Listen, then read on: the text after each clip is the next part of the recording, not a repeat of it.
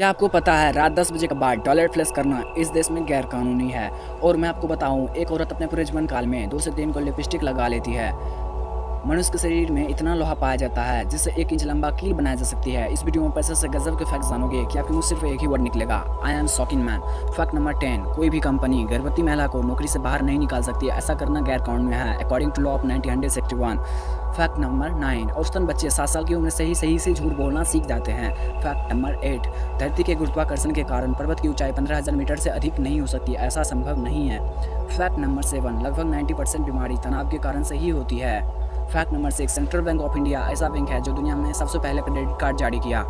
Fact number 5, यदि कोई व्यक्ति ज़्यादा तकिए लेकर सोता है तो इसका मतलब है वो अपने आप को अकेला महसूस करता है। फैक्ट नंबर 4, पूरे जीवन में हम लोग सांस के जरिए 20 किलो से भी अधिक धूल मिट्टी अपने अंदर खींच लेते हैं। फैक्ट नंबर 3, क्या आपको पता है मनुष्य के शरीर में इतना लोहा पाया जाता है जिससे 1 इंच लंबा कील बनाई जा सकती है। फैक्ट नंबर 2, एक औरत अपने पूरे जीवन काल में 2 से 3 किलो लिपस्टिक लगा लेती है। फैक्ट नंबर 1, रात 10 बजे के बाद स्विट्जरलैंड में टॉयलेट फ्लश करना इलीगल है वहाँ के सरकार के अनुसार।